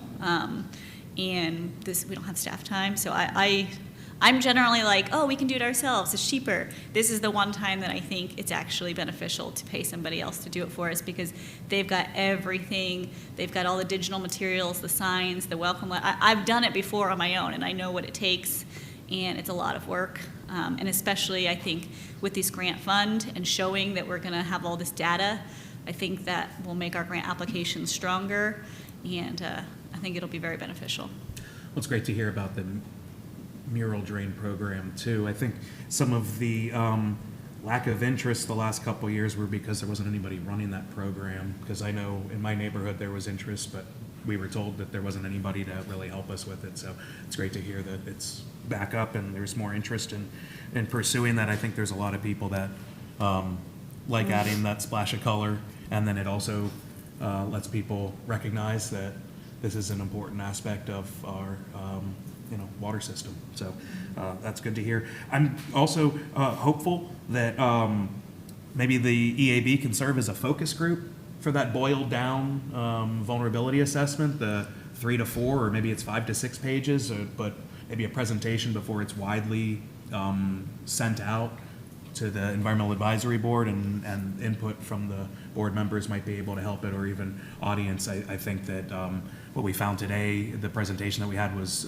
terrific, and Sam had indicated that some of what she heard from the feedback today was going to help her moving forward. So I think we're a tremendous focus group, and we can be useful in trying to determine what could work in promoting that kind of boil down the vulnerability Unless, assessment. but we're not meeting for 3 months, so I don't know how quickly they wanted to get that out. You know, I mean, Well, we can bring it to the next meeting. I think that would be good timing. Because Okay. I'm not done, I have more. All right. So another thing I wanted to mention that was briefly mentioned by Marcus is the hazard mitigation grant funding that, from the result of the hurricanes. So the city is moving forward several applications, public utilities, public works. So we've been working diligently the last few weeks on getting 6 applications just in public works alone. And I don't want to go into too much detail because it's very preliminary. We're just, we haven't even submitted the applications yet. I don't want to get anybody too excited. But I will say that several of the projects are as a direct, were based on the scenarios from the vulnerability assessment. So, that was mentioned several times today. What's going on with the vulnerability assessment? Are we going to do anything with it? And the answer is yes, we are. So I really am hopeful about several of these applications, and just going forward in general. I mean, this has been a tight timeline on this fund, but the more projects that we have in mind, even if we don't receive these funds, once you kind of have that project shovel ready, the next time a grant comes up, we'll be more prepared to go ahead and apply for it. Couple of other things is for our communications campaigns. So we've wrapped up the climate-friendly commuting. We were doing that for a while. So our current campaign that we're about to kick off is going to be called Beat the Heat. So we're going to do like a heat awareness campaign, obviously geared more towards what actions you can take to help reduce heat in the city of Clearwater, with, of course, also, encouraging everybody to stay safe, as it will be summer, so kind of a dual-purpose campaign. But we'll be going out to several events throughout the summer. We've got some heat awareness coloring books for the kids, some pamphlets for the adults. We're going to be making some visuals and then going out some swag items. So that'll be our summer campaign. And then we've already planned our fall campaign that we're going, as was mentioned again, about pollinators and planting of native plants to encourage pollinators. If you did notice in the newsletter that the mayor did sign the Mayor's Monarch Pledge. So we're going to be promoting that. He actually signed it a few months ago, but we decided we wanted to promote it more in the fall because that's when it's the best time to plant these pollinator-friendly plants. So that'll be what we're doing in the fall, hence the pollinator dress, aka the bug dress. But I thought it was appropriate. Yes, it is. It made my 4-year-old son cry today, so cool. And then last thing I wanted to, make sure I got it all, is I wanted to thank Jared for his service. So I've only been here 2 years, but I know you've been here a long time, and I think you've done a great job, and the city has been very grateful to have you in this role. And so I just wanted to, I'm sure everybody agrees, and we want to thank you for your service. Thank you very much, Cassie. I appreciate that. I did have a couple of questions, so for your director's report before we move on. You had mentioned the vulnerability assessment, but you had said something about projects and shovel-ready projects. I'm sorry, I must admit, I don't know if I missed something.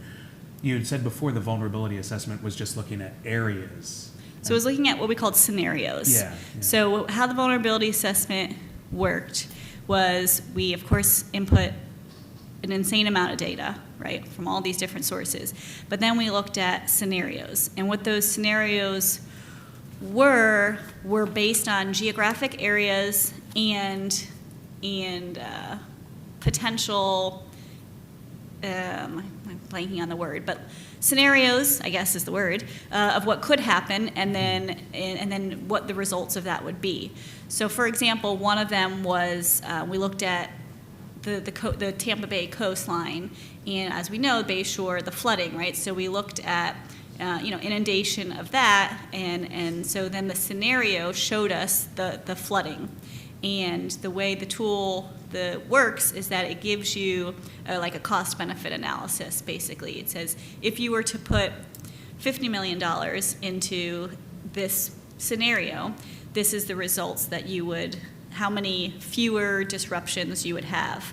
If you were to put 100 million, then this is the, so it's kind of a toggle that you can say, okay, we only have 20 million, so then it would show you what your best bang for your buck would be out of that 20 million. So that is an example where there is kind of a resulting project, which is Elevate Bayshore. But that's not necessarily the case for all of the scenarios, right? So some of the scenarios we just looked at, like heat around the city. So the scenario then basically was like, well, we could plant trees, and where would be the best places to plant trees? But that wouldn't, it's not necessarily a quote-unquote project. So, so when I say that the result of the vulnerability assessment wasn't, here's the top 10 things you should do. It was, we picked as staff, we had planning, we had public works, city manager. Everybody said, what do we think our vulnerable areas are, and what scenarios do we want to test? And then not only did you test the scenarios, but you also got to test which mitigation efforts you wanted to test in those scenarios. So when we looked at heat, the mitigation, that was the scenario, but the mitigation effort was planting the trees. When we looked at flooding, the mitigation was elevation, but there was a dozen probably different mitigation efforts, and the geographic areas were geographic areas. There was like the CRA, so it wasn't just geographic. There were other ways that you could look at the zones. So that's what I mean when I say it's just a tool. We happened to pick 10 scenarios because that was the requirement from the grant. But that's not those, and I think we tried to be very clear when we presented that those 10 scenarios were not us saying these are the 10 projects we're going to do. So now we just need to go back and look more at the data, look at the tool, and see what projects, as a result of the data, not necessarily the scenarios, would be beneficial to pursue. Okay, I got you. Okay. Thank you. I just was a little curious because, I think that there's probably a lot of projects to come out of the vulnerability assessment. I think until we see the next iteration of it, it'll be a little bit more clear in terms of what that looks like. And the other thing, and you mentioned it in what you just said, the Beat the Heat campaign. I was curious where there might be heat islands or things like that, and it sounds like you may have been able to have already map those at some point. That might be something in rolling that Beat the Heat promotion out to look at where those heat islands are, or maybe it is a time to promote where those are and say, hey, we'd love to plant trees. Where can we do that in those areas? Something like that.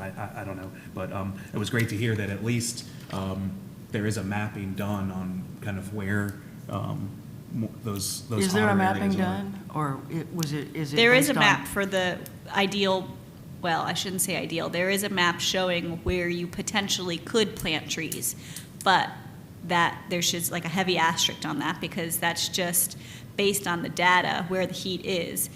But, we all know that you can't just put a tree anywhere, right? It's got to be right tree, right place. So we would have to further refine that. Is there an app or something that shows heat island areas in a city like Clearwater? I mean, Not to my knowledge, app? but there might be. 'Cause I mean, Sounds like you but- came up with $1 million idea. Well, there. actually, it does exist, and it's been, I just saw an article on it. It's been developed, and this group has done it. I think it's out with the a lot of the largest cities in the United States. And I don't know, I'll send it to you. I'll send you the article. Because I know, you can't assess heat map area, heat intensity areas based on like impermeable surface, how much concrete is there, and I know there's like three. I know because I talked to Largo about it. Like, how did they do it? In population, and then also like in density and like and also socioeconomic levels of that area, but. But anyway, I just thought like an actual heat map, actually know where those heat islands are. Well, anyway, so I thought that was interesting to bring up in light of the Beat the Heat campaign, and you mentioned that that had been kind of part of a modeling aspect. So, and then you had mentioned the pollinators. and the planting, the native plants. I don't know when it was, a couple years back, the city had handed out these little cards that you could plant. that had seeds Yeah, on we it. have Is that some gonna of be those. part of the campaign? Yeah, Oh, we have okay, some, great. we actually had a lot of those left. But yeah, we'll look into, I don't know if you saw in the newsletter, but the Countryside Library, is it the Countryside? Seed And the Library, main yeah. library, no, East Library have the Seed Library. And they've added specific Florida native seeds, because it was primarily like vegetables and herbs and stuff that they were giving away. But I contacted them, so you can get the seeds through them. But yeah, we'll get some little dolphin-shaped things that you can plant. Yeah, they were really cool. They were shaped like butterflies, and you Yeah. just planted them in the ground, and whenever flower came. Wildflowers. So yeah, that was great. Anyway, sorry to interrupt the director's report. That was all. No, that's all. the That's all I questions have. had. Does anyone else have anything for Cassie for a director's report? Okay, great. We'll go on to board members to be heard. Open this up. Anyone have anything? No. No? All right.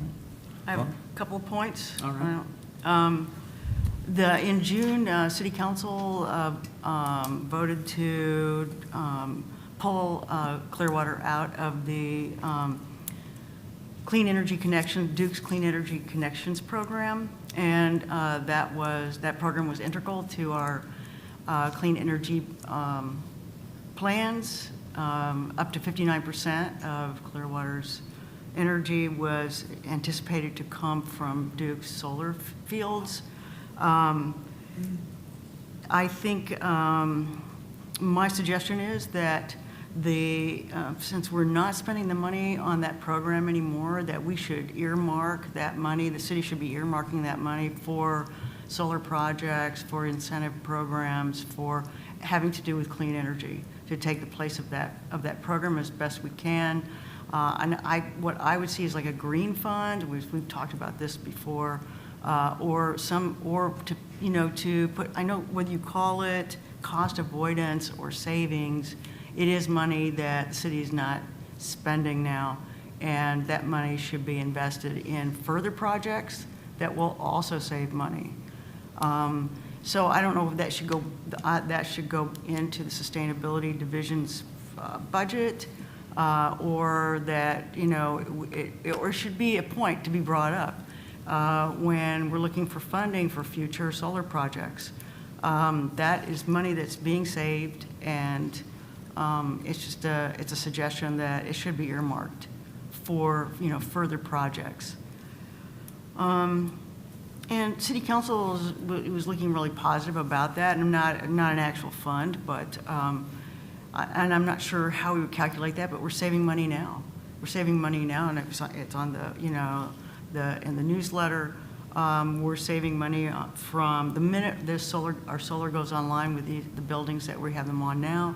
We're saving money, and we're saving money with Synergistic. And so these projects are like, they're not only cost effective, but what capital projects do you do that actually pays for themselves? I mean, these are projects that pay for themselves. So I think that should be, that we should be rewarded. We should see some benefits of those savings with reinvestment. And I'm not quite sure how that would happen, but I think that it needs to be credited to future projects.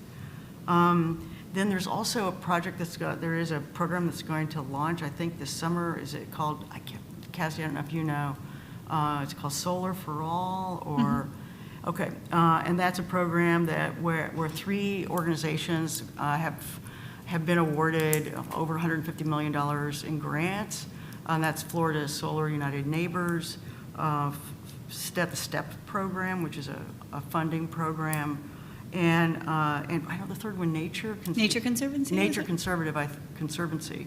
And when they launch this, they're going to be taking applications first come, first serve of households that have 80% or less of AMI, average medium income, for their area. And if their house, if their roof, they'll have specifications for the roof and different things, but we're talking free solar for these lower income homes. And since we have as a green print goal is to put solar on 1,000 low and moderate income homes, I think this program, any way we can to promote it and get the word out to folks who might qualify for that would be critical. Do we know how much AMI is? Average medium income for the No, area. But do we know the number Uh, for Clearwater? It depends on the area, So like what neighborhood you're in? Or, what would be the AMI? I think I saw something, it was like 75,000, I feel like I saw recently on something. 75, AMI would be 75,000 a year. Mhm. Okay. But don't quote me. I don't know if it would just be Florida or the Have you county. seen this recently? Because last I heard, Solar for All was kind of on freeze. On freeze? Yeah, I thought it was one of the ones that got indefinitely frozen, Really?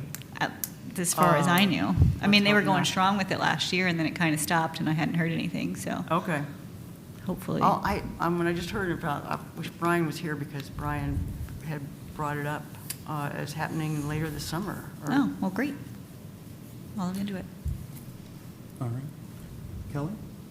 I just wanted to echo Cassie's comments to say thank you for your leadership and pushing forward and giving us guidance on making a difference for the city. I appreciate working with you and Thank you. wish You're you much welcome. success. Thank you very much. I appreciate it. Thank you. Thank you. Mike? Yes, thank you, Jared, for your leadership. Yeah, I've been here almost a year now. Yeah. And learned Goes a by, lot from that you. first year goes Wow. by quick, right? Yeah, I know, it really does. So appreciate you. Thank you very much, Mike. I appreciate it. And thank you all. Before I launch into any of my final thoughts here, I just wanted to say, thanks. I do want to say that I noticed before, like I said, before I launch into anything, the city had promoted on Facebook that they got money for their, for the shoreline, the living shoreline, and I wanted to make sure that everybody knew about that on our board. That was something that we had supported earlier this year. It was on the legislative priorities that the city council had put together, and that was one of them that we had a brief Allocations. discussion on. I'm sorry? Allocations. Yeah.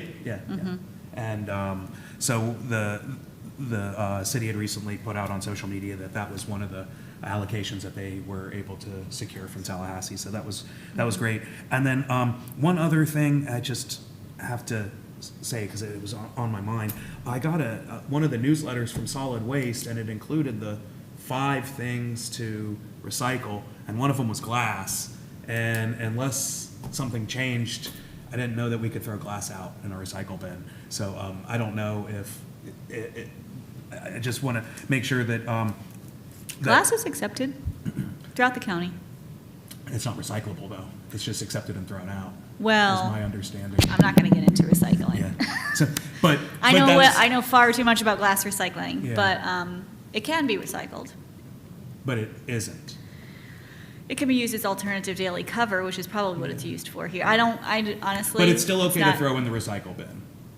Okay. Yes, All according right. to our communications All right. and Yeah, 'cause I saw that- countywide. Okay, yeah, because I saw that and I was a little confused because I had recently heard that glass wasn't accepted as a recycling item, and I didn't want to knowingly contaminate recycling because that is a big problem, recycling contamination. As So far as I know, in the city of Clearwater and unincorporated Pinellas, it is accepted.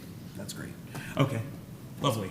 So I'm glad that was then on there. Make sure to recycle the proper items in the proper bin. Anyway, thank you again. It's kind of hard to believe, and I guess we're really putting this to the last minutes here for my last meeting. It's hard to believe this day's come.